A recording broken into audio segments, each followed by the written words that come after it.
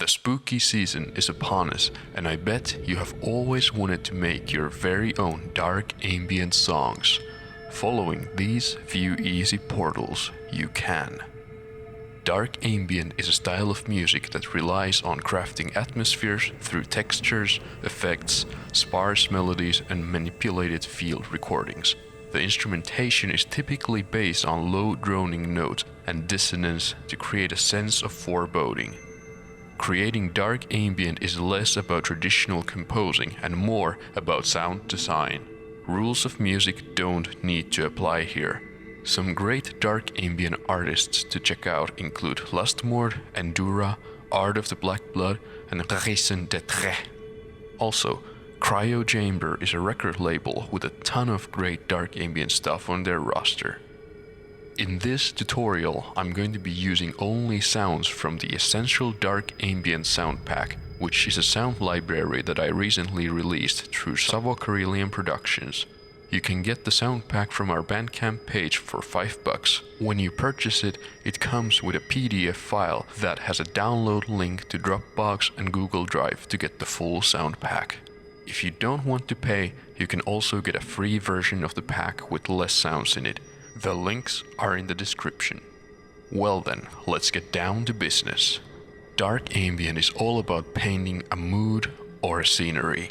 Be it deep space, medieval dungeons, or haunted forests, a good way to start your song is to pick a fitting low drone sound. This can be, for example, a synth pad, bass, or a manipulated field recording. Sometimes, if you lack inspiration, it can be fun to just drop a random sound into your software, slow it down, put it through effects like distortion, reverb, or delay, and just see what kind of a mood it is giving you. So, I'm going to start my song by making a nice low background drone ambience. I'll pick one of these texture samples from my sound pack and drop it into the software. If you're using FL Studio, you can drop the sample to Edison and set the loop point so you can play the sound indefinitely. Then I'll go to the volume settings of the sample and make an envelope with a medium attack time, long hold, long decay, long sustain, and low release. If you aren't using FL Studio, you might want to learn how to best use samples and loops in your digital audio workstation. Then I'll set the sample to play the D note in 2 octaves to get the low rumble and some higher end. Then I'll use an EQ to bring out the kind of frequencies I want. You can just play around with it until it sounds good to you.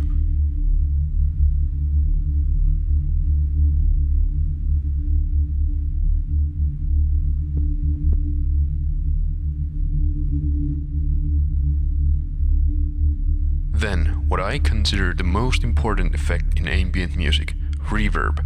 I like massive wet reverb with lots of decay. Then, I'm going to pick another texture sample from my sound pack. Rinse and repeat the same basic process as with the first sample we used, except this one I want to act as kind of an ethereal choir-ish synth that plays a sparse melody instead of being a low drone.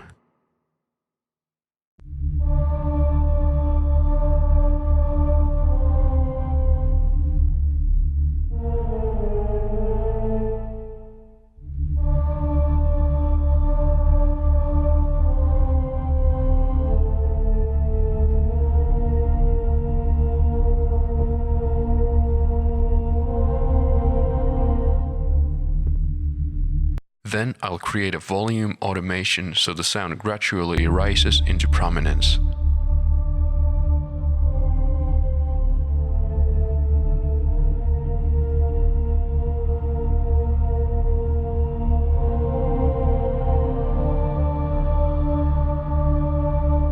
Next, since the track has kind of a cozy feeling to it so far, I'm dropping in a fireplace sample to amplify the mood.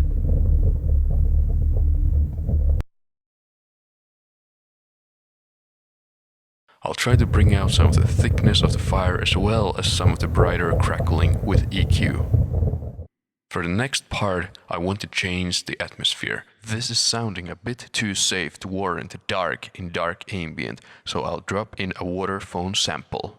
Waterphone is one of the essential instruments for horror movie soundtracks. First, I'll put it through delay. Then I'll slather it in reverb.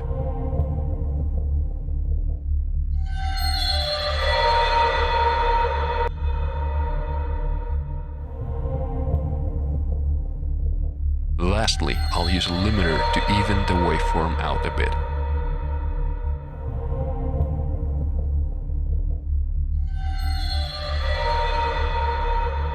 Next, let's get to some field recording manipulation.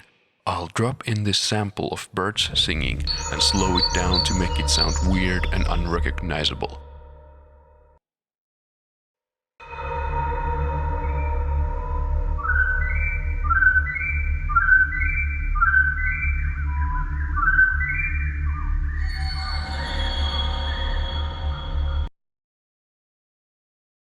I'll add a vocoder to it to make it even more unnatural.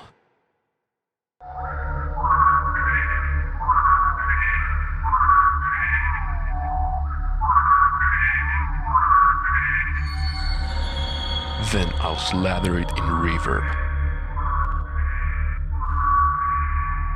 Then I'll drop in another bird sample, this time crows. Crows can sound kind of creepy when slowed down.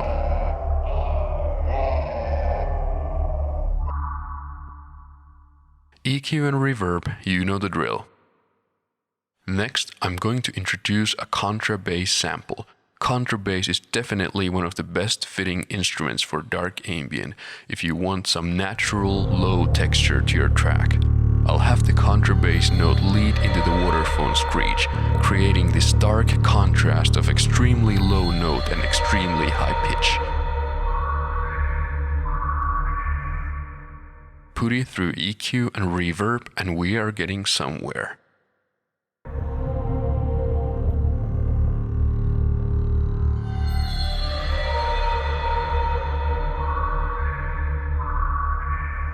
Then I'll just add a contrabass sample to lead into each waterphone screech, keeping up with the theme.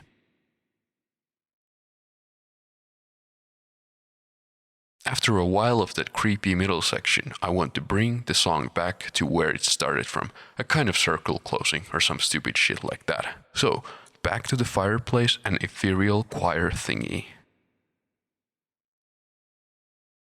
I'll go back to the middle section for a second and add some cymbal and drum risers to make it a bit more dramatic.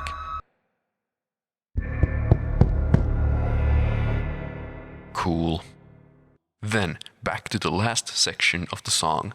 I want to make it just slightly different from the beginning, so I'll add this EBow guitar sample.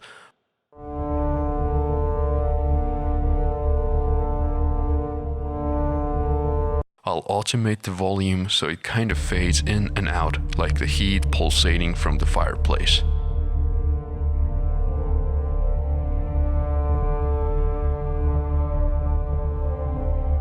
I'll end the song with dissonance by having the EBow play both the root note and a note half step up to leave a slight sense of foreboding.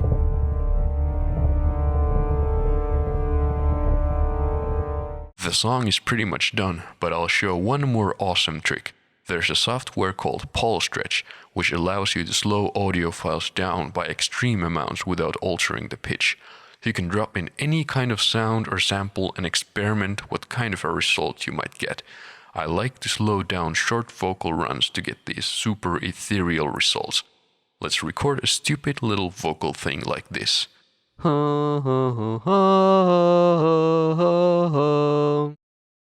Then let's put it through Paulstretch, and this is what you end up with.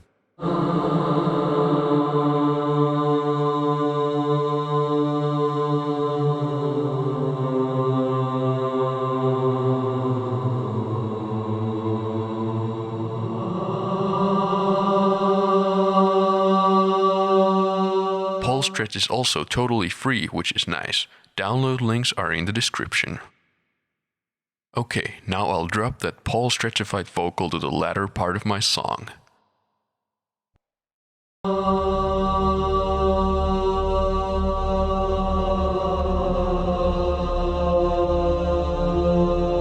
I'll also put some noise to the whole of the track to give it a slight lo-fi feel. And just like that, we are done. Now let's listen to our dark ambient piece, which probably easily beats the soundtracks of most modern horror films.